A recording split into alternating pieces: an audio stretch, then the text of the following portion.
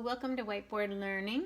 Today we're going to talk about hyperkalemia, which is the medical word for increased potassium. Now some people wonder why I write K, but that is the symbol for potassium.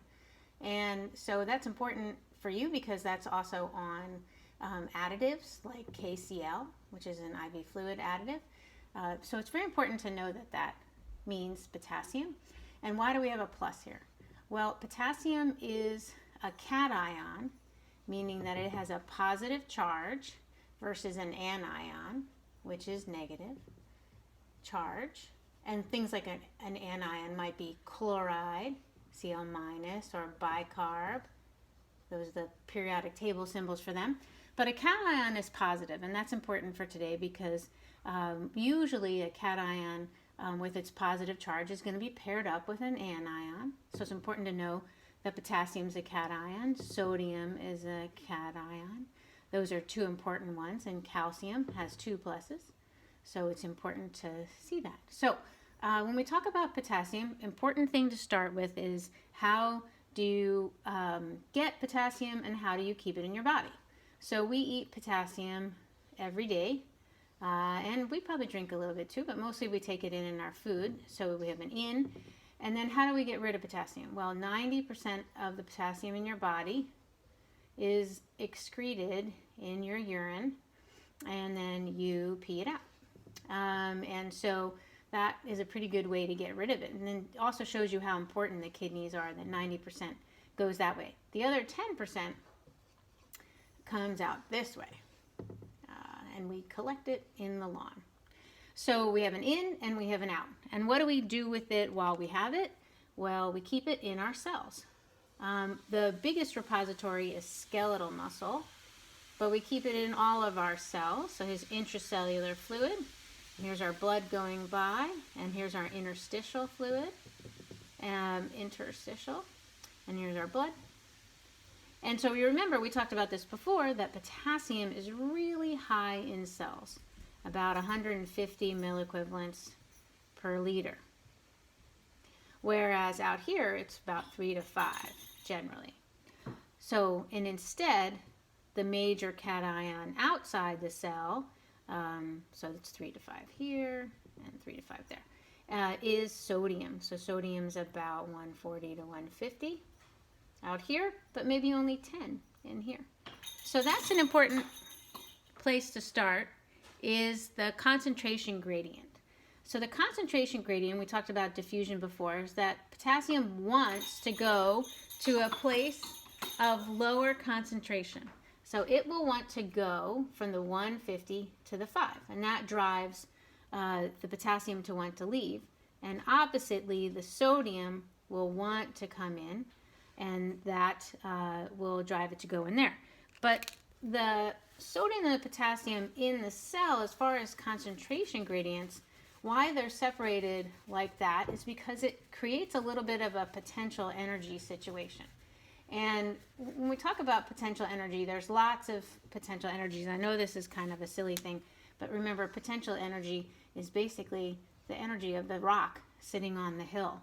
And that it has this potential that it will drop and roll down the hill and have some sort of force. So the same thing can be said about the two kinds of gradients that are important for different ions, and one is concentration. So if I have a high concentration of potassium out here, and I have very little out here, and we talked about this with sodium before when we talked about holding on to water.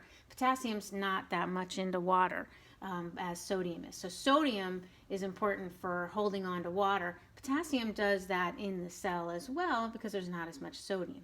But potassium, if it's going to go with its potential energy, and if I suddenly opened up a little chamber here, a little ion channel, now that only potassium can go through, potassium would love to go through it like that.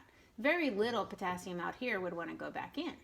And we keep that potassium high in the cell, we talked about this before, with an active energy requiring pump called the sodium potassium ATP, which you recognize as energy, the ATPase pump. and 3 sodium come out, so the cell expels them, and 2 sodium come in. So that pump actively keeps up this potential energy, this concentration gradient of potassium from inside the cell to out.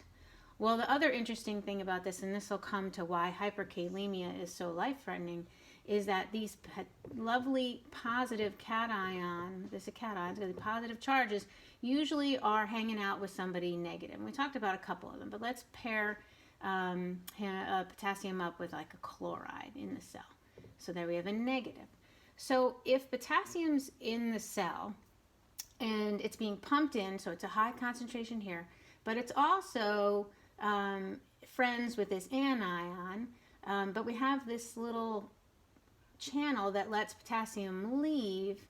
Potassium will sometimes leave, and it will come out here just because the concentration gradient, but then it leaves behind a negative that it used to hang out with, and then that potassium will kind of want to go back toward that. It's attracted to that negative anion. Now you might say that negative charge. You might say, well, isn't there somebody else out here they could hang out with? And that's true in a small sense for the whole body, but as far as the ion that's sitting right next to this cell, they're very small. These small things are happening on such a tiny molecular basis that it doesn't matter that somewhere else there might be a negative charge.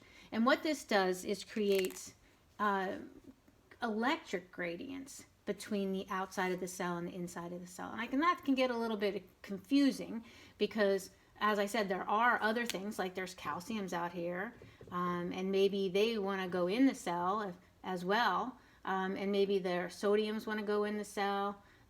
So they're all kind of counterbalancing each other a little bit. The main control mechanism for all these things about where the potential energy is actually is most important here, about when the cell is permeable to some sort of ion. Because I did a potassium one, maybe this one is a calcium one. And so these channels open and close. Sometimes they're not always open. Maybe they're only open if certain number of positive charge are outside or inside. And that's how the heart works. The heart works by having an action potential from the cells that goes from a resting threshold down here, and then some channels will open and it'll reach a action threshold, or sometimes people refer these things as when the action potential occurs, and it'll spike up, and you may recognize this from physiology. That's the action potential. So here certain channels are open, then they close, others open. So these are all the sodium, potassium, and calcium channels, all sort of opening at different electric impulses. So if it's really negative, sometimes the sodium channels will open up. And if it's really positive, sometimes the calcium channels open up. And those are called voltage gated. So that's like way over my head in a lot of ways. But it's important because when we talk about potassium, when there's too much potassium outside the cell, it changes the electrical potential here, and it actually increases the resting membrane potential toward the threshold for depolarization of the cell. And that's when you get your EKG will be starting to look like it is because of these things, and you'll get muscular contraction, and heart muscle contraction occurs right here.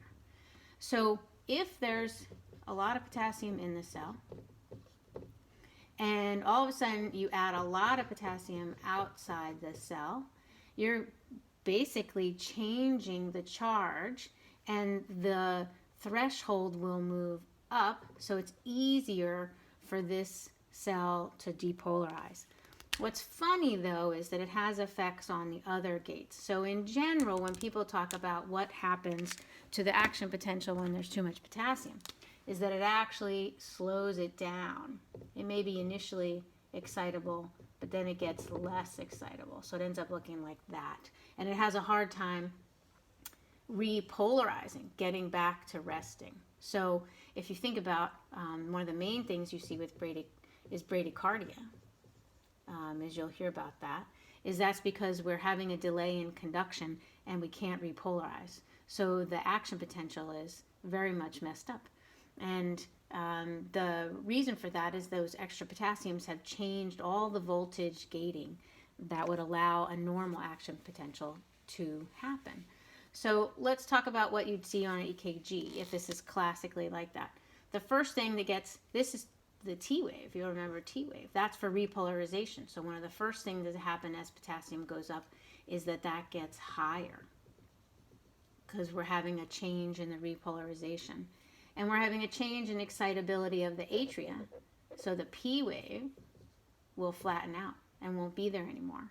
And then the conductions change in the ventricle. And so this becomes a little bit wider or deeper like that. Sooner or later, when potassium is really high, this slurring between the QRS and the T starts to be even worse. And so it'll just look like this. So that is hyperkalemia at its worst. That's when you get a sinoventricular wave. So what can we do, and when should we expect this is happening? So hyperkalemia, we talked about the ins and outs. And the reason that we are able to get rid of a lot of potassium that we eat is the kidneys. So the main thing that causes hyperkalemia is kidney failure or renal failure. And that's because you have less leaving if 90% go out the kidneys. So what also could happen, that could be acute, that is sometimes chronic, but usually that would also be with an increase in potassium incoming. You might also have a lack of perfusion of the kidneys.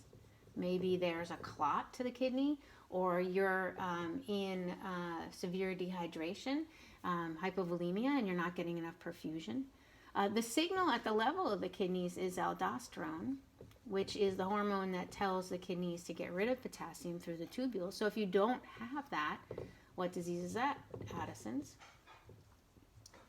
Another way that you can shift potassium around is with insulin. So insulin opens up a pump that drives potassium into the cell with glucose. So what if you don't have insulin? Well, you're diabetic. So some diabetics will have a high potassium. Not all of them, though. What if you release too much potassium from its major store? And that would be in the skeletal muscle, right? We talked about that. Well, that would be a crush injury. So if you have a whole body crush, that could be a reperfusion injury. So a perfusion, spell that right. That the biggest one is if you've had a thrombus or a clot and you release it, then suddenly the cells that were dead release all their potassium into the body. So that might be an ATE cat, a thrombus cat, or dog. That could happen too. Some other things might be, let's see if the blood was more acidy, so more H positive. So if the blood was more positive outside, that would reduce the gradient. So sometimes with acidosis, you'll actually notice a hyperkalemia. And that's why they used to think you should give bicarb, because bicarb would correct the acidosis, and then you could drive more potassium into the cells. We kind of don't really think that anymore. Other things could be other pumps. So if you are on an ACE inhibitor, not only does it cause vasodilation, but it can stop the tubules from releasing. So maybe that's a drug releasing potassium, but it could also affect a pump. Other beta blockers, things will stop a pump, and then that pump won't allow potassium to go in. So that's a possibility as well. So what can we do to treat hyperkalemia? Well, we just talked about some of it. If there's a lack of perfusion, you can give fluids. So with a urinary obstruction cat, that's one of our major ones, right? Urinary obstruction, you can't put out urine. That's a form of acute renal failure. If you have that, you just want to restore urine. And that might be removing the blockage, so unblock, but it also is fluids. And let's think about other things we do. Sometimes those guys receive calcium as calcium gluconate. So calcium raises, when we're talking about that negative, the resting threshold and the resting potential and the threshold, if hyperkalemia raises the resting up, so it's easier to hit the threshold, calcium raises the threshold. So that distance is the same again. And there's some probable magic. Most of the experts agree they don't quite understand why calcium fixes it, but it doesn't change the potassium. So it just changes the effect on the heart only. It does not make the potassium go anywhere, whereas the rest of these corrections that we're talking about fix what's happening with potassium being emitted from your body. But calcium just fixes these action potential changes to your heart. So what else? So we were talking about how we could drive it into cells more. Well, one way to do that is albuterol. So albuterol is a beta agonist, so it can put more potassium into the cell, so take it away from where it would affect the heart in the bloodstream. And then you might also give insulin. There are some reports that you could just give dextrose because your own insulin would drive extra sugar in, but that tends to not work very quickly. So insulin plus dextrose usually used together to drive, again, more potassium into the cell by activating some glucose channels that pull in potassium at the same time. So glu plus potassium. So those are the main ways to treat it. There are some experimental things you can do. If you can't make urine because you're in complete renal failure, you might need dialysis. And that's one of the big conditions for when we choose to send some patients with acute kidney failure to dialysis, is if we have hyperkalemia that we can't correct. I hope that helps. And if you need any more info on this, just let me know.